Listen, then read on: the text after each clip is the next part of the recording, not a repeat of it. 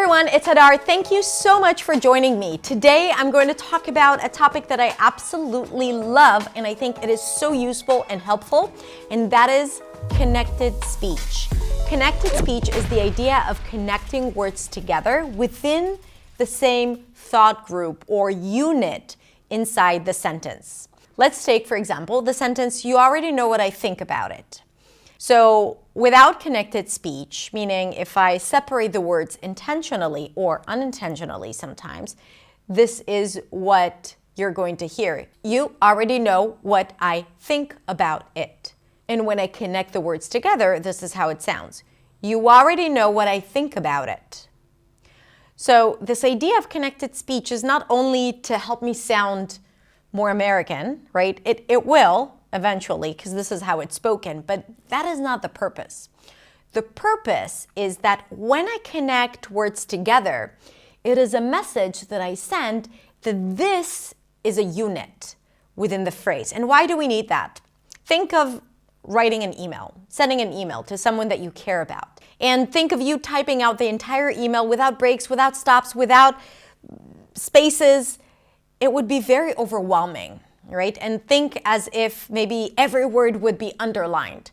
It would be really hard to understand what this email is about, what the message is, what is the important part, how to organize the thoughts. Now, it will be clear eventually, but the person reading would have to work a little harder to get that. And this is exactly the same with connected speech, because connected speech on one hand and pauses and breaks on the other is a way for you to organize what it is that you're saying.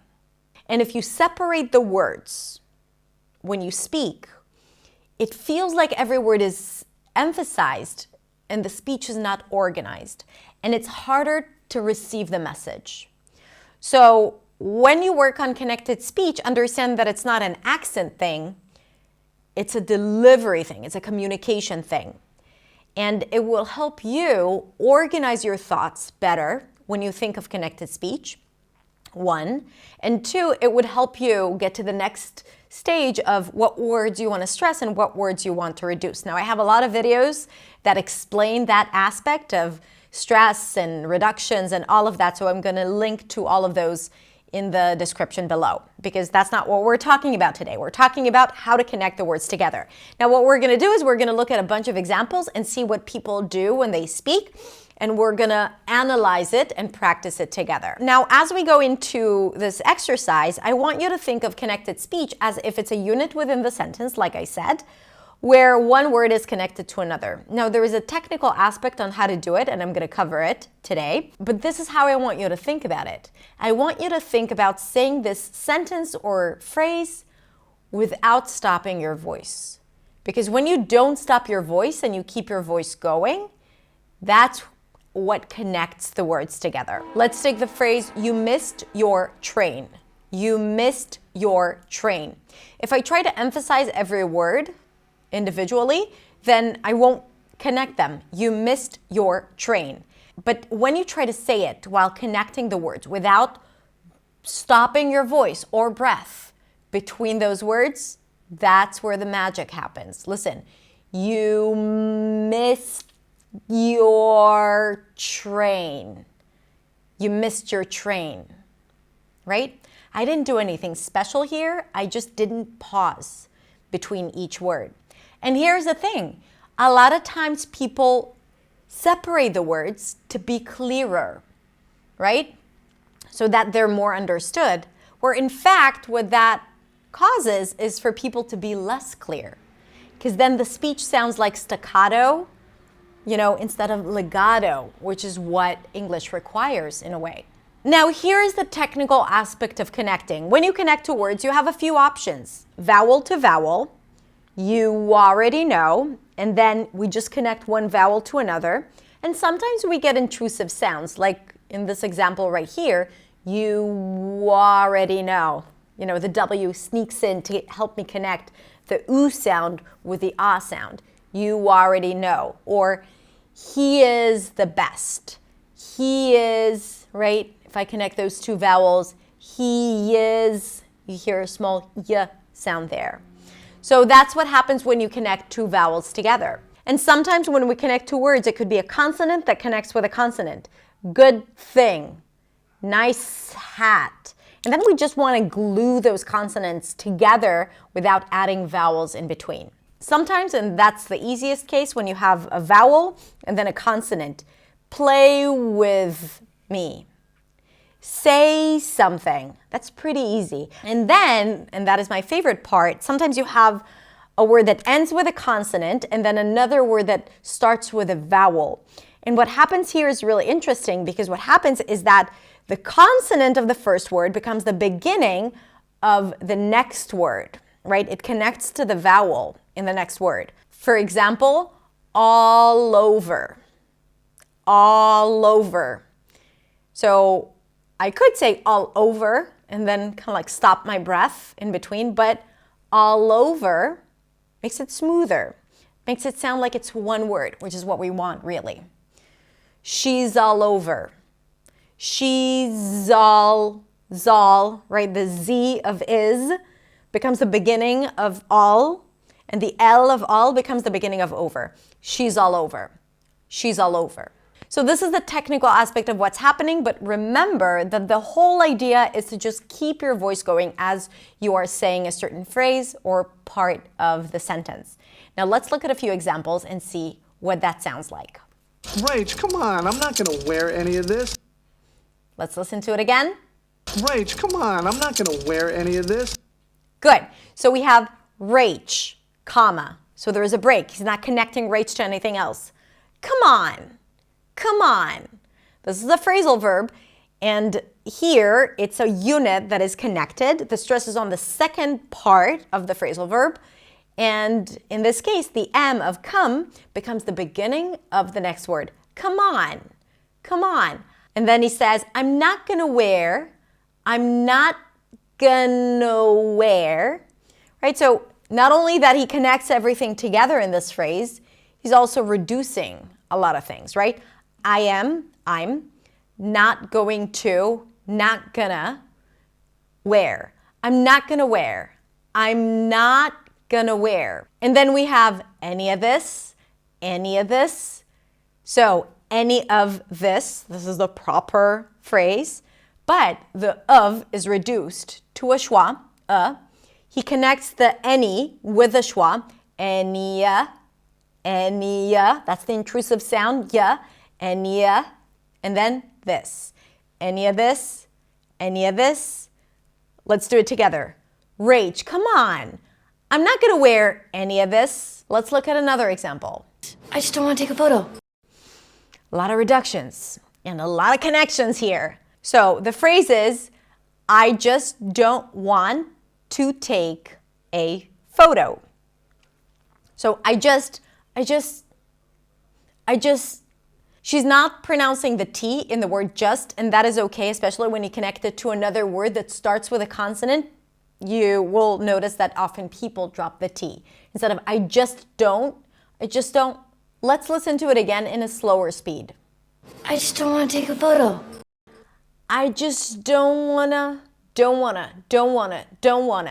Right? So we connect everything together. The T is also dropped between the don't and the want, right? The T after an N, when it's unstressed, in this case in a function word, is often dropped. I just don't wanna take a photo, right? So here we see what happens when the k sound becomes the beginning of the next part. Take a photo. I just don't want to take a photo. I just don't want to take a photo. Now here is something important. Even though the example I used has a lot of reductions and she speaks really fast, connecting words together doesn't necessarily mean that you have to go faster, right? So that is an important part. It just means that you don't stop your breath and voice between words. Let's look at another example. What are the odds? What are the odds? What are the odds? So here we have another reduction of the R. Whata. So we connect the what with the schwa sound, that is a reduction of R. Whata. and then going into the odds, connecting the word the with odds. What are the odds? What are the odds? What are the odds? What are the odds? All right, let's look at a slightly longer example. A longer sentence where everything is pretty much connected. Let's listen. I picked up a lot about dramatic structure from doing my scenes in acting class. I picked up a lot about dramatic structure by doing my scenes in acting class. So we have a few units here, and within each unit, all the words are connected. So the first unit is I picked up a lot about dramatic structure. Everything's connected. I picked up the T of pick. I picked up, and yeah, the D is pronounced as a T. I picked up so the P becomes the beginning of the next word, a lot. I picked up a lot. The T becomes the beginning of the next word. I picked up a lot about dramatic. So the T connects with the D, no breaks there. About dramatic structure, right? The K sound connects to the S, no breaks there. This is how it would sound if I did pronounce every word separately. I picked up a lot about dramatic structure. And quickly, I picked up a lot about dramatic structure. Feels very staccato, right? Feels like, like every word is stressed. Versus, I picked up a lot about dramatic structure. So notice that I don't have to go faster to connect the words together. It's just about this idea of one word going into another. I picked up a lot about dramatic structure. And then the next part is From doing my scenes in acting class. from doing my scenes, from doing my scenes, from doing my scenes. Almost all connections here are consonant to consonant, right? From doing my scenes. So when you practice it, just make sure that you're not separating the words. It's not from doing my scenes, but from doing my scenes, and then enacting class. Enacting. Enacting. The N becomes the beginning of the next word. Enacting. Enacting. It's almost like we're creating new words that are comprised of a bunch of other words. Enacting class. Let's do this one together. I picked up a lot about dramatic structure from doing my scenes in acting class. And one last one. I just said hi. I just said hi. Again, another example of just that is reduced. The T is dropped and it's connected to the next word. I just said hi. I just said hi. Everything's connected. I just said hi. I just said hi. I just said connected speech. All right, now I want to hear from you. On a scale of 1 to 10, how hard is it for you to connect words together or even to think about it? 1 being very, very, very hard. I never connect my words together and I don't know how to do it. To 10, oh, I always connect my speech. Whether you practiced it or it comes organically to you. Now, I do want you to remember that in your native language, you are very likely connecting the words together without even thinking about it, because that happens in any language. But sometimes when we learn a new language, we try to be clear, or we don't know exactly how to do it, or we structure the sentence differently, and we end up separating the words. And like I showed you, sometimes it's not helpful to do that, on the contrary. So in the upcoming week, I want you to think about this idea of connected speech. I want you to think about this idea of keeping your voice going as you're speaking, especially when you say small parts inside the sentence. And of course, practice with this video a few times until you start feeling it and enjoying it more and more.